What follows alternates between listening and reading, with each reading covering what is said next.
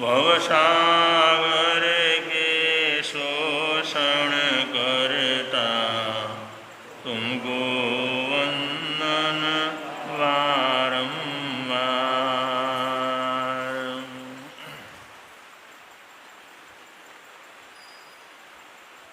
हमारी जैन परंपरा में या जैन दर्शन में, जैन सिद्धांतों में या जैन साधना में दो तरह की दृष्टियां चलती हैं,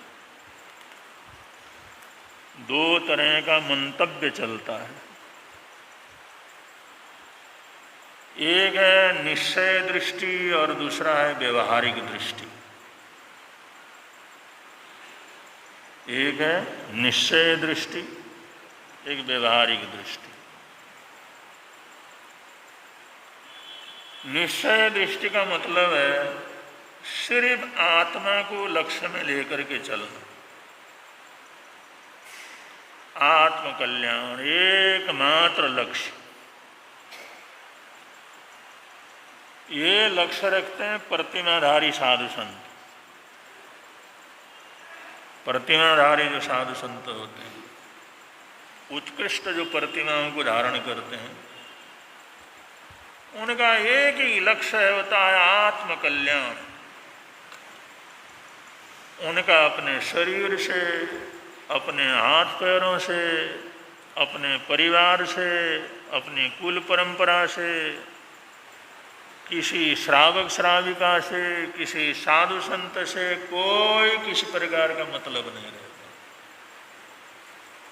एक दृष्टि, एक सोच, आत्म कल्याण मेरा लक्ष्य।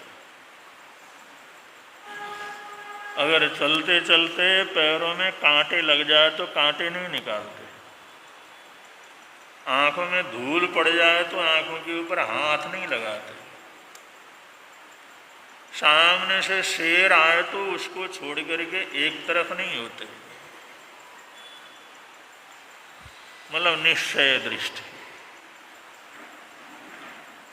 जिन्होंने ऐसी निश्चय दृष्टि को अपनाया है वो सारी सामाजिक सांसारिक परंपराओं से ऊपर रहते हैं। ऐसे लोगों के लिए संवत्सरी पहले मनाओ या बाद में मनाओ, मनाओ या न मनाओ, कोई फर्क नहीं पड़ता।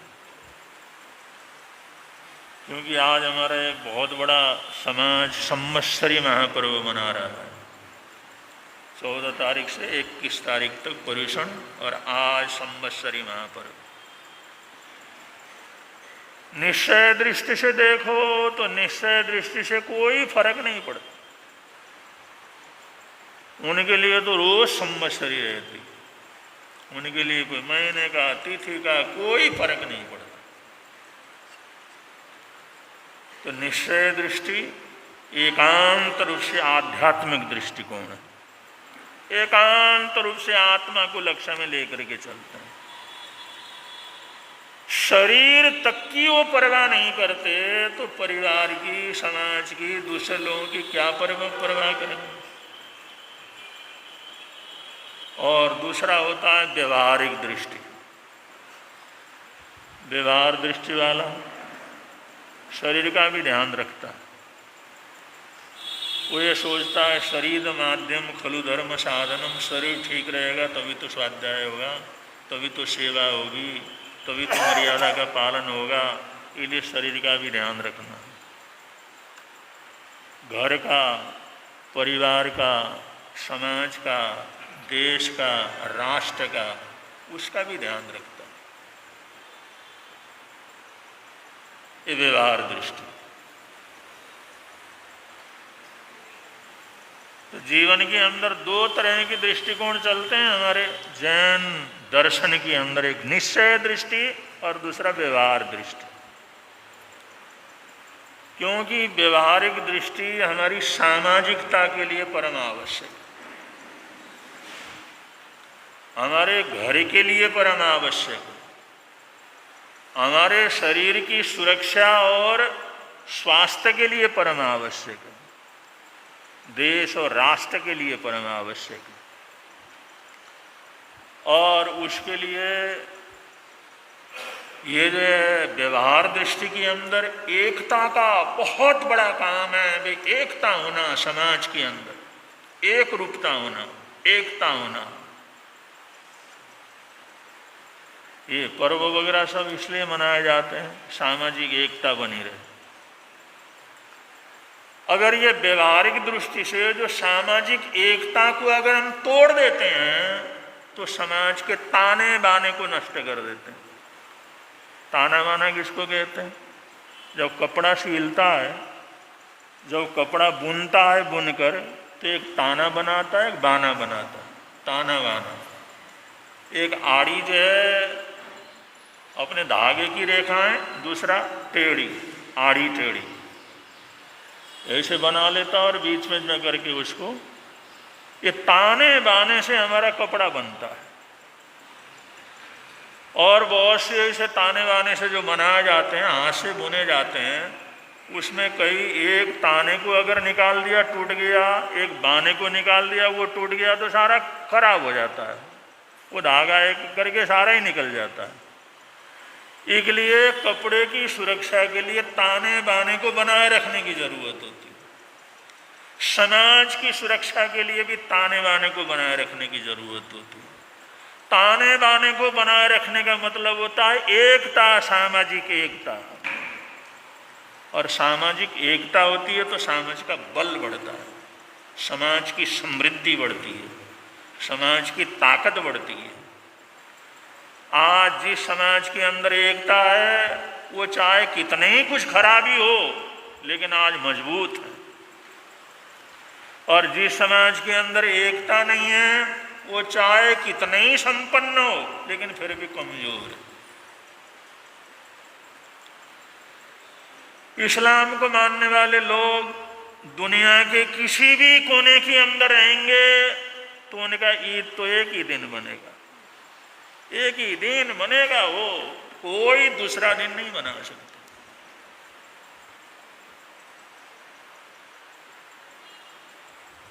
सारी दुनिया में,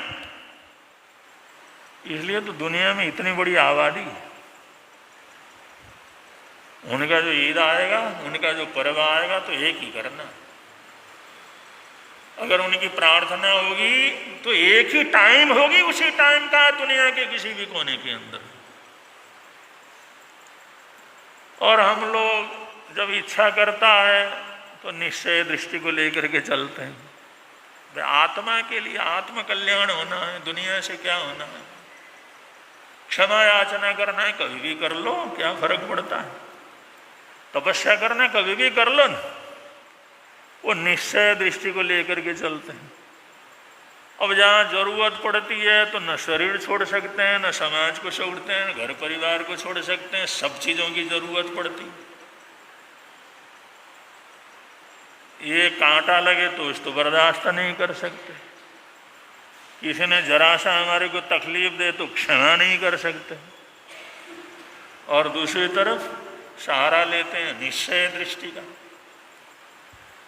तो ये व्यवहारिक दृष्टिकोण इसलिए आवश्यक है कि हमारा सामाजिक ताना बाना एक रहे, हमारी एकता बनी रहे।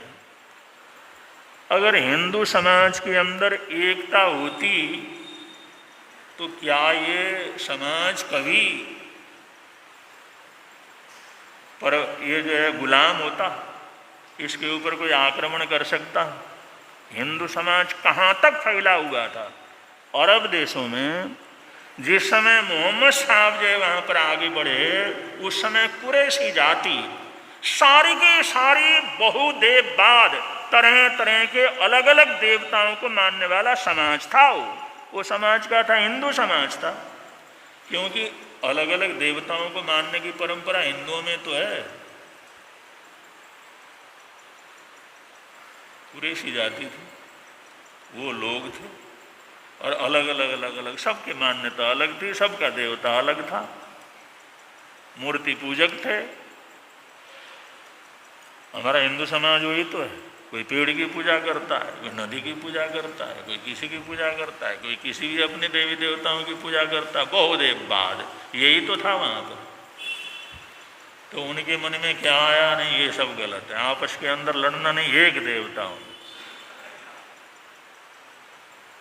तो उन्होंने वो सब तोड़ फोड़ करके, सब नष्ट भ्रष्ट करके एक बनाए, एक को मानो चलो। उन्होंने कहा कुछ बनाए, कुछ एक आधा मूर्ति वगैरह तो रखे ना, मूर्ति बनाओगे तो फिर दूसरा बनाएगा, फिर वो बनाना ही नहीं, उस चित्र ही नहीं बनाना। अगर कोई भगवान का, अल्लाह ताला का चित्र बनाया तो उसके हाथ काट दो। चित्र कैसे बना सकता है? चित्र बना, भगवान का चित्र बनाएगा तुम? तो ऐसे इन लोगों ने एकता का बिगुल बजाया तो सारे देश के अंदर, सारी दुनिया के अंदर कितने देश, और हमारा समाज जो सारी दुनिया के अंदर फैला हुआ था, बहुदेववाद वाला, आपस की संगठन न होने के कारण, आपसी एकता न होने के कारण टूटते टूटते टूटते टूटते अब मुट्ठी भर रहे। और जैन समाज का भी ऐसे ही, हमारे में भी एकता तो कुछ है नहीं, और एकता के लिए बड़ी कुर्बानी करनी पड़ती। एकता वैसे ही नहीं होती। पिछले साल तो बड़ा जो पत्रिकाओं में चल रहा था, भाई आचार्य जी ने सब एकता कर दिया, संवत्सरी की एकता हो गई। हमारे पास भी सूचना आई, भाई एकता के लिए आप जो है पत्र लिख दो। हमने कहा भाई आचार्य जी एकता करते हैं, हम तो हर तरह से जो मंजूर दे देते हैं, जब भी हो हम उसी समय मनाएंगे। पिछले साल तो बड़ा भारी चल रहा था एकता का, और इस साल सब खत्म हो गया। इस साल वो संवत्सरी एकता सारी खत्म हो गई। और ये समस्या आज की नहीं है, ये समस्या बहुत पुरानी। जिस समय अमर सिंह जी महाराज साहब, उनका देवलोक हुआ, तो उन्होंने कोई अपना प्रतिनिधि, अपना उत्तराधिकार घोषित नहीं किया किसी को। तो बाद में वो आचार्य घोषित करने में बड़ी भारी परेशानी हुई। फिर किसी तरह सारा पंजाब संप्रदाय एक हुआ, साधु साध्वी श्रावक श्री कहे कि राम बख्श जी महाराज साहब को आचार्य बनाओ। राम बख्श जी कहा, बोले मेरे को बख्श दो, मेरे को रहने दो, अरे मेरे को मत बनाओ। उन्होंने बार बार लिखा, फिर वे समाज इकट्ठा हुआ, ने हम तो इनको ही बनाना, इससे अच्छा कोई दूसरा नहीं। फिर उन्होंने कहा अरे भाई छोड़ो तुम। उन्होंने 10 बार मना किया, लेकिन समाज ने सोचा चलो भाई इनसे अच्छा और कौन है, चलो उनको ही बनाना है। राम बख्श जी महाराज साहब को बना दिया। सिर्फ 22 दिन आचार्य रहे और 23वें दिन उनका स्वर्गवास हो गया।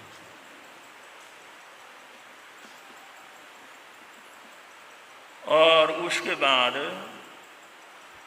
मोतीराम जी महाराज साहब को आचार्य बनाया। मोतीराम जी महाराज साहब आत्माराम जी महाराज साहब के गुरुदेव, हमारे आचार्य ने उनके दादा गुरुदेव मोतीराम जी महाराज साहब। मोतीराम जी महाराज साहब ने जिस समय देखा हमारे शास्त्र हैं, हमारे आगम है, हमारी पूजा पद्धति है, हमारा सब कुछ अपना है, लेकिन जैन जो पंचांग है अपना नहीं है। तो उन्होंने सोचा पंचांग भी अपना होना चाहिए। तो उन्होंने उस समय के, क्योंकि 22 वर्ष की उम्र में 22 दिन शादी को रह गए थे, तब जो दीक्षा ली थी आचार्य सोहनलाल जी महाराज साहब ने।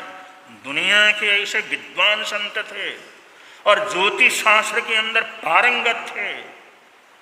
आचार्य मोतीराम जी महाराज साहब ने सोहनलाल जी को, उस समय तो कोई पद में नहीं थे, साधारण साधु थे, उन्होंने कहा सोहन एक काम करो, तुम देखो तुम जो है चंद्र प्रज्ञाप्ति, सूर्य के प्रज्ञाप्ति और जैन शास्त्र सबके जो पारंगत संत हो, तुम ज्योतिष का बड़ा गहरा ज्ञान तुम्हारे पास है, हमारे पास सब कुछ है, लेकिन अपना पंचांग न होने की वजह से हर साल, हर दूसरे तीसरे साल ये संवत्सरी का रगड़ा झगड़ा हो जाता है और हमारी एकता टूटती है, हमारा संगठन टूटता है।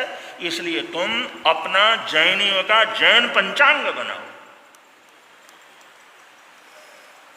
उन्होंने कहा भगवान और किसी को सौंपो? उन्होंने कहा मैंने सब देख लिया, किसी के बस की बात नहीं है, सिर्फ तुम इसको लेकर के चलो तो कल चलते हो, जिस संत को साथ में लेना हो ले लो, लेकिन इस काम को कर लो।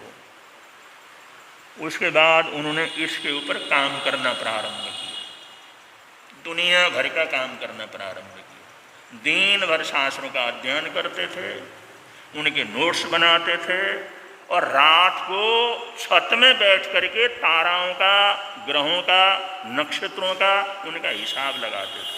कितने देर में कौन सा तारा कहाँ से कहाँ जाता है, कौन सा नक्षत्र कहाँ से कहाँ जाता है। सारी रात भी काम करना और सारा दिन भी काम करना उन्होंने। और आज की रात अगर जो बादल वगैरह आ गए वो नहीं पढ़ सके तो अगले साल फिर उस दिन को पढ़ना। एकता करना कोई आसान काम, एकता जयकारों से नहीं होता, चिट्ठी पत्रियों से एकता नहीं होती। समाज के लिए एकता करना हो तो बड़ी बड़ी कुर्बानियां लेनी पड़ती। आखिर आचार्य ने कहा भाई अब क्या करें, एक टाइम भोजन करना प्रारंभ किया। वर्षों तक एक टाइम भोजन किया, फिर भी उन्होंने सोचा भाई एक टाइम भोजन करके भी चलता नहीं है। फिर उन्होंने एकांतर उपवास करना शुरू किया, फिर बेले बेले उपवास करना शुरू किया। तपस्या भी करते थे और रात दिन जगते थे और आकाश मंडल का अध्ययन करते थे, वो सब नोट करते थे। ऐसे करते करते चले गए। इसी बीच में मोतीराम जी महाराज साहब ने उनको युवाचार्य बनाया। वो अपने काम धंधे में लगे रहे, अपनी पढ़ाई में लगे रहे, अपने रिसर्च में लगे रहे। उनके काम पूरा होने के पहले पहले ही आचार्य मोतीराम जी महाराज साहब का भी देवलोक हो गया। तो उनको आचार्य की पदवी, आचार्य का चादर सब कुछ हो गया, लेकिन उसी काम में लगे हुए। और जिंदगी के 22 वर्ष लगा करके उन्होंने 18,000 वर्ष का पंचांग बनाया। और वो बीते हुए 2,500 वर्ष भी उसके अंदर ही, वो कहते इसमें थोड़ा सा अंतर कर दो तो उसका भी हिसाब किताब लग जाएगा। इस तरह से 21,000 वर्ष का, वरना उस समय 2,500 वर्ष तो निकल गए थे इस आरे के। तो 18,000 वर्ष का पंचांग बनाया, जैन पंचांग। उन 18,000 वर्षों में कोई भी ऐसा समय नहीं था जिस साल 5 महीने का चतुर्मास आता, ऐसा अद्भुत बनाया था। 22 साल लगाए, 22 साल की तपस्या की। और इसी पंचांग के ऊपर विचार विनिमय करके पूरे देश में लागू करने के लिए फिर ये अजमेर का सम्मेलन हुआ था। लेकिन वो दूसरी बातों में ऐसे चले गए, जिसके लिए किया था वही चीज़ रहेगी। और वो झगड़ा, संवत्सरी का झगड़ा उससे पहले चालू था, उससे आज तक चालू है, आगे भी चालू होता रहेगा। संगठन परिवार के लिए जरूरी है, संगठन समाज के लिए जरूरी है, संगठन देश के लिए जरूरी है। अगर हमारा हिंदू समाज जातिवाद में न बटा होता तो इसकी ताकत कितनी थी, कितनी ताकत है, कितना बल। वो वर्ण व्यवस्था थी, उसको जाति भेद में कर दिया, फिर उल्टे सीधे कानून बना दिए, उससे जो आपस के अंदर झगड़ा करवा लिया। ऐसे झगड़ा करवाते करवाते करवाते हालात ऐसे कर दे, टूटते टूटते ऐसे टूटते गए, ऐसे टूटते गए, और हिंदू समाज कमज़ोर हो गया और कन्वर्ट होता चला गया, कमज़ोर हो गया, कन्वर्ट होता चला गया। करोड़ों करोड़ों हिंदू परिवार ईसाई या मुसलमान इसलिए बन गए भी समाज के अंदर भेदभाव है, छुआछूत है, एक दूसरे के प्रति नफरत है, इंसान इंसान की कदर नहीं करते हैं, इंसान इंसान का अपमान करते हैं। इन्हीं बातों से तो कन्वर्ट हो गए। अगर हमारी एकता होती तो कौन छोड़ करके जाता, कौन कन्वर्ट होता। एकता समाज के लिए सबसे बड़ी जरूरत है। तो कहने को हमारे श्रावक श्राविकाएं, साधु साधु भी कहते हैं आध्यात्म की बात है, इसमें इतना सोचने की क्या बात है, कोई पहले कर ले बाद में कर ले, क्या फर्क पड़ता है। फर्क तो कुछ नहीं पड़ता, लेकिन उसका महत्ता कम हो जाती है। जो एकता होती है टूटती है। एकता का ताना बाना है ना, वो खत्म हो जाता है। ताना बाना टूटता है तो कपड़ा बढ़िया से बढ़िया वो सब बिखर जाता है, उसके धागे धागे हो जाते हैं।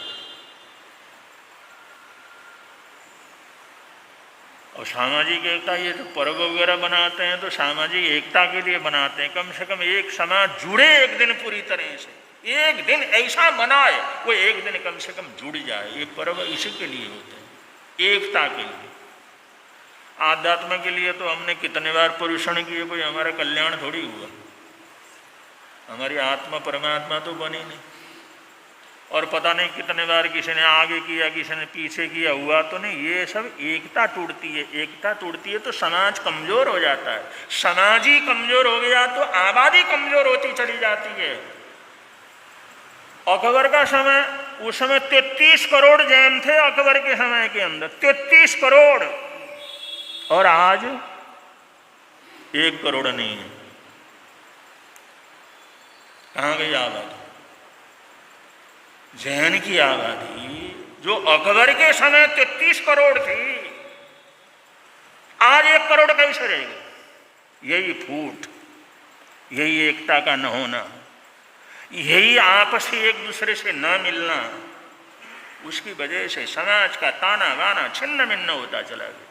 और लगातार जैनियों की संख्या घट रही है, लगातार घट रही है।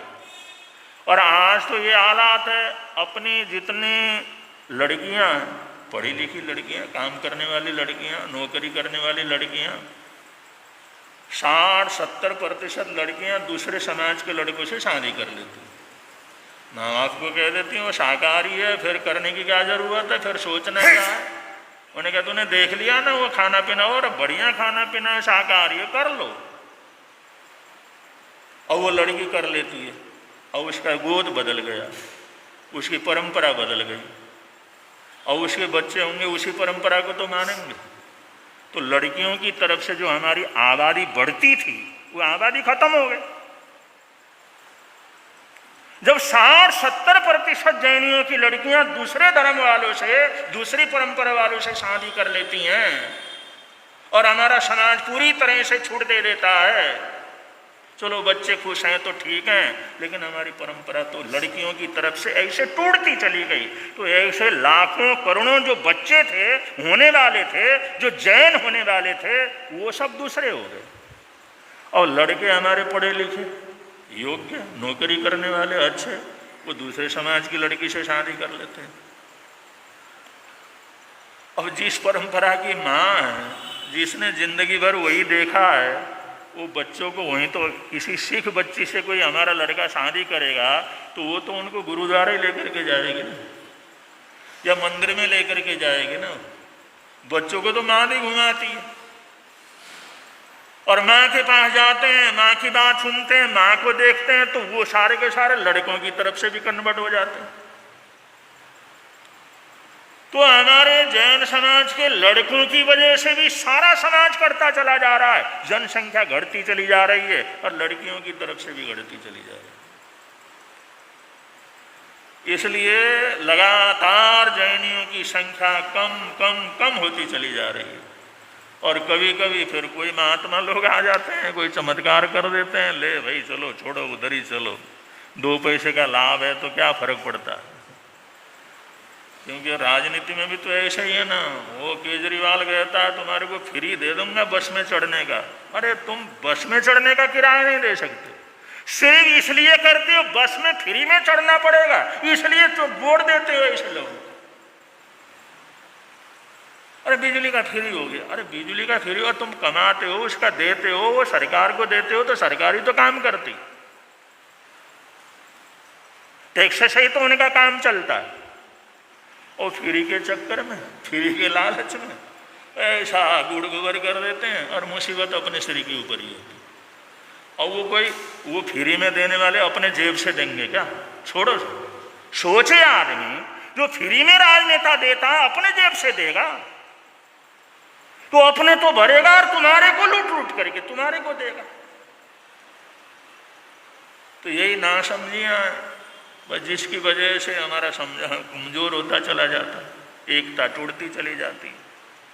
और समाज कमज़ोर हो जाता है तो अपनी आस्थाएं कमज़ोर हो जाती हैं, अपना रास्ता बदल जाता है, अपनी संस्कृति कमज़ोर हो जाती है, अपने को मानने वाले कमज़ोर हो जाते हैं।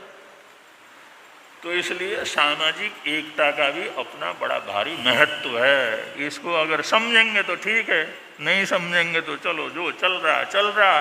बड़े प्रेम से आप लोग बोलिए, मिलता है आनंद प्रभु की वाणी, मिलता है